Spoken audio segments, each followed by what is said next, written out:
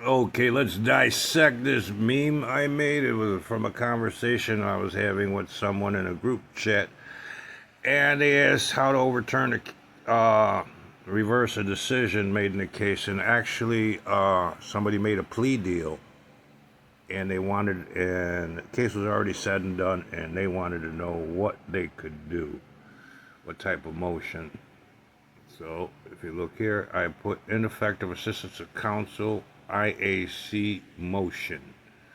Okay, that's at the top. Okay, so I put definitely under duress. That's a legal term. Under duress, meaning under strain, pressure, it caused them to do something they wouldn't normally do because they were in fear of their life, etc., etc., etc. Okay, so under duress. A lack of disclosure. Okay, you look up disclosure, and the legally disclosure is mandatory, and that disclosure refers to the defendant receiving anything and everything that's going to be used against them in that court of law. Okay, and no informed consent. Look up informed consent. There's standards set forth in informed consent. If those standards are not met, that's breaking the law. So, informed consent requires reasonable knowledge, which I took that from the preamble of the Rules of Professional Conduct. Informed consent requires the reasonable knowledge to make an informed decision to give informed consent. It would have been prudent,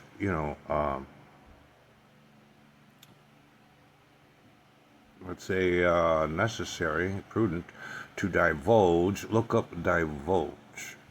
That is the legal definition for divulge is to expose something not yet the defendant was made aware of. So, and that would be the rules of professional conduct to the defendant to maintain the requirements of disclosure. So if you look up disclosure, it'll talk about informed consent and how many times. I think it's 14 different rules in the rules of professional conduct that mention informed consent is required before anything can proceed in a court of law.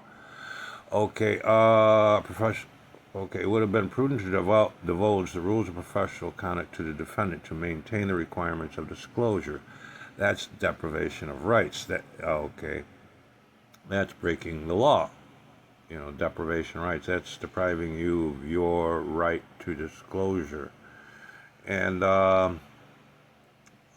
considering the rules of professional conduct, code of judicial conduct, both require reporting misconduct, and no one, the opposing party, doesn't matter what case it is, criminal, civil, whatever, the opposing party nor the judge reported misconduct, which misconduct, the opposing party reported misconduct. Now, reporting misconduct is mandatory both in the rules of the court. So they're breaking the law. Nobody reported your lawyer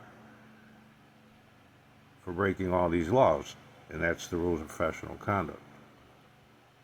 Failure to report misconduct is misconduct. Okay, so let's go back. Conduct code. Both require reporting misconduct, and no one, the opposing party nor the judge, reported misconduct, which is misconduct, and that's what created a conspiracy against rights under the color of law, which is a federal crime. Two or more people depriving you of your constitutional right to due process. Nobody reporting your lawyer is an aid and assist. Your lawyer, even your lawyer, is legally required to report them for misconduct because they failed to report him for misconduct. And same can be said for the judge and the opposing party. Against rights under the color of law is a federal crime, regardless of the outcome. What was supposed to happen in the beginning. Okay, you take the rules and the codes, all that was supposed to happen in the very beginning, and it didn't. Nobody does that. Okay, regardless of the outcome, what was supposed to happen in the beginning didn't. Thus, make irrelevant any and all proceedings from that point under the color of law. So anything you've been through since the very beginning was just legal harassment, you know, and they kept upping the ante. You know, they were pissed because you didn't take what they offered in the first place, which was under the color of law. Look up under the term under the color of law, and you'll find out what you're living with, what you're dealing with. Both. Regardless of the outcome, what was supposed to happen in the beginning didn't happen, thus makes irrelevant any and all proceedings from that point under the color of law. Look up a conspiracy against rights under the law, color of law complaint form while you were at it. And when you do that, it'll take you to the FBI, DOJ, their civil rights divisions, and they literally promise to prosecute and sue on your behalf. Okay, so you really don't need evidence. All you need is the law, you know, and no matter what courtroom you go into, take the rules and the codes with you. Go over them with the judge and the attorneys in the court, you know, and take your time. Be thorough. Be thorough. Before the, you know, just like I do, I print out copies and highlight what issues I wish to discuss depending on the court, and they don't like that. They won't want to do that. Put that on the record, so it's more than likely your case will get dismissed, reversed, or whatever before you have a chance to speak to the judge or the lawyers. Oh, lawyers, they are so touchy. Man, talk about getting feelings when you mention their job description, the rules of professional conduct. And a judge, when you bring up the code of judicial conduct in a courtroom, they will go silent. If you're in the judge's chambers or in the conference room, you know, outside the courtroom, off the record, the judge will laugh his ass off at you and tell you he can do anything he wants. He is God in that courtroom. He is king. He calls all the shots. He or she calls all the shots. They can do what they want. They're above the law. But they won't say that in the courtroom on the record. That's why I always felt it was necessary that there be cameras in every courtroom, because mysteriously enough, when the court reporters are reporting something, they have a tendency to stop, not put everything that's being said in that courtroom on. But you can't miss that with, you know, if it's being recorded. And I have people that have witnessed it and have recordings of the reporter, you know, of the proceedings, and what came from the court reporter didn't match what was said in the video.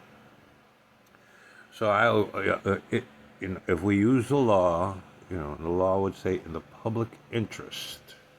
They're required to do it in the public interest to maintain the public trust. They want you to trust them, but they won't let you see what's going on behind closed doors. The public is entitled to a public trial, not just the defendant, not just the people in the courtroom, but the public in general. If you look up the Constitution, where it says, it'll tell you have a right. Everybody has a right to a public trial. Everybody. That means the public. And it doesn't matter if you're not involved in the case, you still have the right to know what's going on. You know, I've been chased out of courtrooms just for being a jaffo. Just a fucking observer. Judge, what are you doing in here? Lawyers, what are you doing? You know, I couldn't help it, noticing that due process wasn't playing out as it's supposed to. So having copies of the rules and the codes and discussing them with the defendants in the courtroom, I felt was necessary, and lawyers found it upsetting. The judge found it upsetting. Been escorted out of courtrooms and been escorted out of a courthouse. 26th in California.